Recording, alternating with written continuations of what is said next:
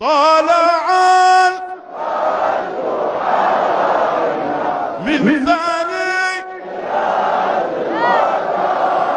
وجب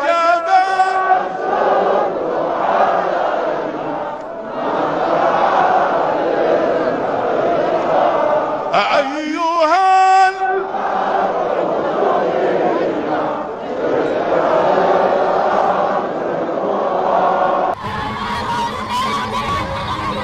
Pendemo dari sejumlah ormas berkumpul di Dhaka, Bangladesh mengecam pernyataan Presiden Prancis Emmanuel Macron yang bertekad untuk tetap mempertahankan hak si pembuat karikatur Nabi Muhammad. Para demonstran membakar poster Macron. Selama aksi berlangsung, seruan boikot produk Prancis juga digaungkan massa.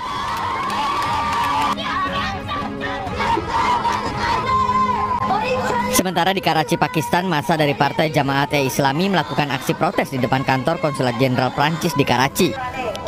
Mereka menginjak-injak poster Emmanuel Macron sambil meneriakkan slogan anti-Prancis.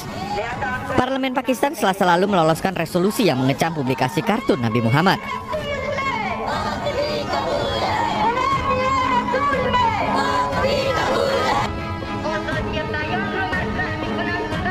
Kaum Muslim Syiah Iran menggelar aksi di depan Kedutaan Besar Prancis di Teheran, menyuarakan kemarahan mereka atas pemuatan kartun Nabi Muhammad oleh majalah satir terbitan Prancis Charlie Hebdo. Sebagai balasan, para pendemo membawa karikatur Emmanuel Macron. Karikatur ini sebelumnya dimuat sebagai sampul harian terkemuka Fatan Rose edisi Selasa lalu. Sambil mengusung poster-poster bertuliskan "Saya Cinta Muhammad", mereka mendesak pemerintah untuk mengusir duta besar Prancis dari Iran.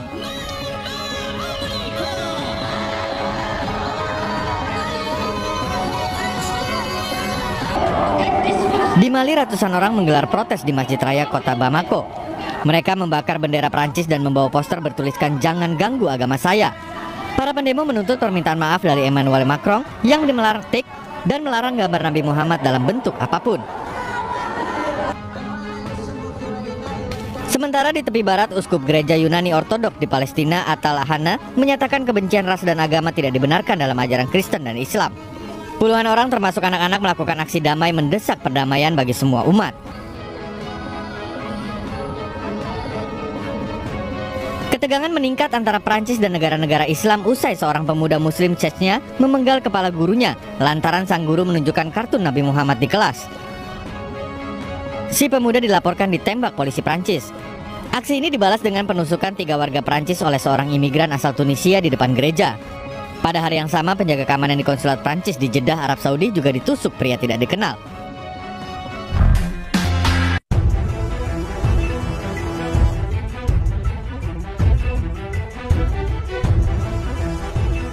Islam dihina, pentolan Hizbullah Lebanon kobarkan perang lawan Prancis.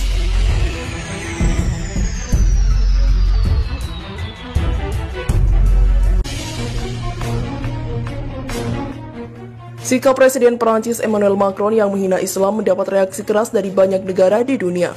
Tindakan Macron ini tak hanya menuai kecaman, tetapi juga kemarahan dari Sekretaris Jenderal Hizbullah Hassan Nasrullah. Tak segan, Nasrullah menyatakan siap untuk perang menghadapi Prancis. Tak hanya negara-negara Islam yang mengutuk tindakan Macron yang dinilai menghina Islam, politisi Partai Republik Prancis juga memancing kemarahan umat Islam setelah membela majalah satir Charlie Hebdo yang memuat gambar karikatur Nabi Muhammad SAW.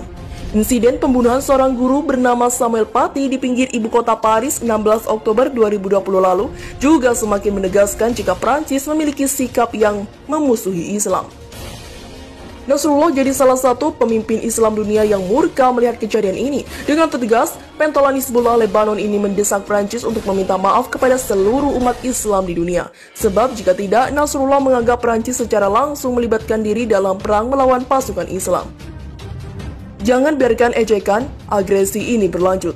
Seluruh dunia akan berdiri bersamamu. Otoritas Prancis bukannya memperbaiki masalah, tetapi menjadi keras kepala tentang kebebasan berekspresi ini dengan mengatakan, kami ingin melanjutkan karikatur ini. Ucap Nasrullah dikutip dari FIFA Militer dari Al Arabiya.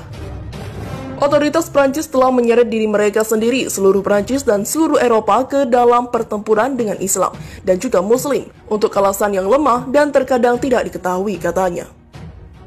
Selain Nasrullah, Presiden Turki Recep Tayyip Erdogan sudah terlebih dahulu menunjukkan kemarahannya terhadap Macron dan Prancis. Erdogan bahkan menyebut Macron adalah seorang yang membutuhkan pemeriksaan kesehatan mental. Tegang dengan Turki, Prancis minta dukungan Uni Eropa. Prancis meminta bantuan Uni Eropa terkait dengan ketegangan dengan Turki. Paris mendorong tanggapan kuat dari UE terhadap Turki termasuk potensi sanksi atas apa yang mereka sebut provokasi dari Presiden Recep Tayyip Erdogan. Kami perlu melangkah lebih jauh, kami akan mendorong tanggapan Eropa yang kuat, yang dapat mencangkup sanksi, kata Menteri Urusan Eropa Prancis Clement Beauchamp, dilansir dari Arabian pada Kamis 29 Oktober. Sementara itu, Komisi UE memperingatkan bahwa peluang Turki menjadi anggota UE bisa semakin jauh dari sebelumnya setelah Erdogan menyuruhkan rakyatnya untuk memboikot produk-produk Prancis. Erdogan pada awal pekan menyuruhkan kepada Turki untuk memboikot barang-barang Prancis dan mendesak para pimpinan UE untuk menghentikan agenda anti-Islam Emmanuel Macron. Erdogan sebelumnya menyarankan Macron menjalankan perawatan mental karena sikapnya terhadap Islam. Seruan boikot yang juga terjadi di negara-negara Arab dan Muslim lainnya terus menggema setelah Macron mengatakan dia mendukung publikasi kartun yang menghina Nabi Muhammad oleh majalah Charlie Hebdo. Seruan untuk memboikot produk dari setiap negara anggota bertentangan dengan semangat kewajiban ini dan akan membawa Turki lebih lanjut atau lebih jauh dari UE, kata Komisi UE dalam sebuah pernyataan. Polemik kartun yang menghina Nabi Muhammad memanas setelah guru sejarah di Prancis, Samuel Paty, dipenggal pengungsi Chechnya berusia 18 tahun saat dalam perjalanan pulang dari sekolah tempat dia mengajar di pinggiran Paris pada 16 Oktober. Paty dibunuh setelah dia memberontakkan atau mempertontonkan kartun tersebut kepada murid-muridnya dalam diskusi kebebasan berekspresi dan berbicara di kelas. Erdogan mengutuk keras penerbitan dan penggunaan kartun yang menghina Nabi Muhammad, namun bungkam atas pemenggalan guru Samuel Paty.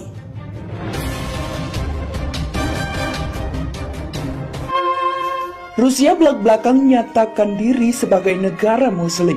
Ini alasannya. Beda dengan Prancis yang terkena Islamofobia parah atas nama kebebasan. Rusia, negara pecahan Uni Soviet, malah menyatakan diri sebagai negara Muslim. Untuk itu, Rusia tidak akan mengizinkan penistaan ajaran agama Islam dan agama lainnya dengan alasan apapun. Misalnya karikatur penghinaan Nabi Muhammad SAW seperti yang dilakukan media Prancis Charlie Hebdo. Juru bicara Kremlin Dmitry Peskov mengatakan Rusia tidak akan menerbitkan karikatur yang menghina Islam. Keberadaan media semacam itu di negara kita sama sekali tidak mungkin, termasuk dari segi peraturan perundang-undangan saat ini, kata Peskov dilansir dari Anadolu Agency, Jumat 30 Oktober 2020. Rusia sebagian adalah negara Muslim, terdapat hingga 20 juta Muslim di Rusia. Tentu saja, agama fundamentalnya adalah Kristen. Yang paling utama adalah ada orang Kristen yang tinggal di sini. Keunikan negara kami terletak pada sifatnya yang multi etnis dan multi agama, dan semua agama hidup dengan menghormati satu sama lain. Pernyataannya muncul setelah skandal yang diprovokasi oleh majalah Prancis Charlie Hebdo yang menerbitkan kartun tentang Islam. Penerbitan tersebut melukai perasaan jutaan umat Islam. Publikasi kartun tersebut telah memicu gelombang kemarahan dan protes di seluruh dunia Islam, serta kampanye untuk memboikot produk Prancis. Peristiwa teranyar 3 orang meninggal dalam serangan pisau di sebuah gereja di Nice, Prancis, Kamis kemarin. Wali kota Nice menyebut peristiwa ini sebagai serangan terorisme. Sederet pemimpin dunia barat non-muslim yang bersikap sejuk kepada umat Islam. Ketegangan antara masyarakat sejumlah negara barat dengan komunitas muslim belakangan ini cukup memprihatinkan. Belakangan, langkah Presiden Prancis Emmanuel Macron tentang Islam dan komunitas Islam di negara yang dia pimpin menuai protes keras.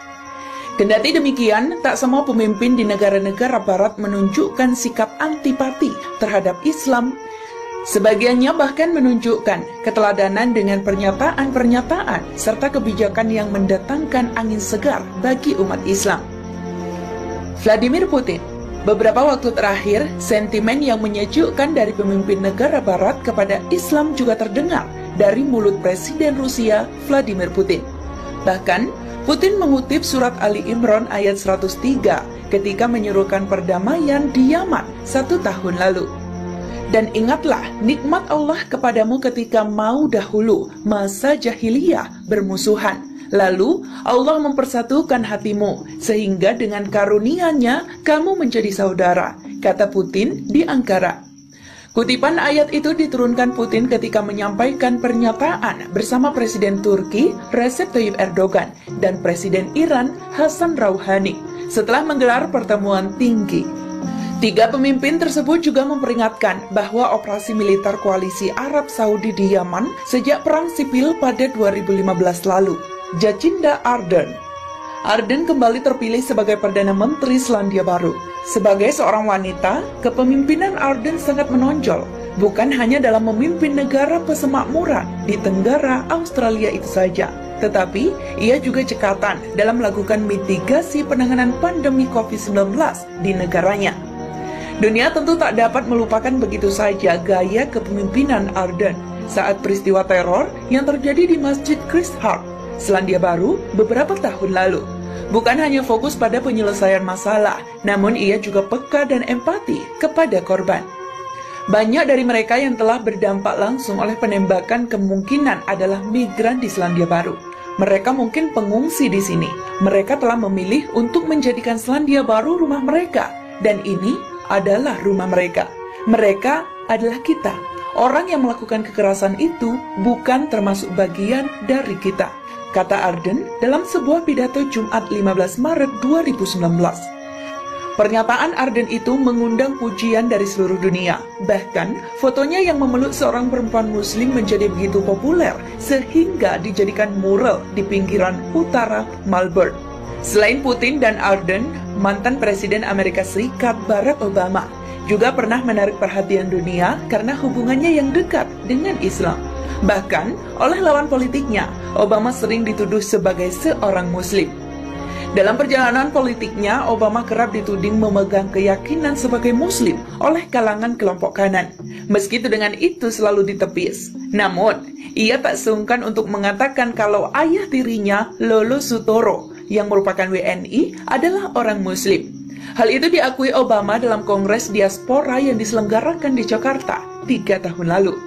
Ayah tiri saya, dia Muslim, tapi dia hargai orang Hindu, Buddha, Kristen, kata Obama yang disambut tepuk tangan riuh dan sorak-sorai sekitar 4.000 orang yang hadir. Saat itu Obama membawa tema toleransi dalam pidatonya. Ia membagikan contoh bagaimana pengalamannya yang pernah tinggal di Indonesia, yang multikultural dapat hidup berdampingan. Ketika melihat Candi Borobudur yang merupakan candi Buddha di tengah negara Muslim, Candi Prambanan yang Hindu dan dilindungi negara Muslim, wayang kulit dan Ramayana di negara Muslim, semangat Indonesia haruslah toleransi, dan itu juga terlihat dari gereja dan masjid yang bersebelahan, tutur Obama.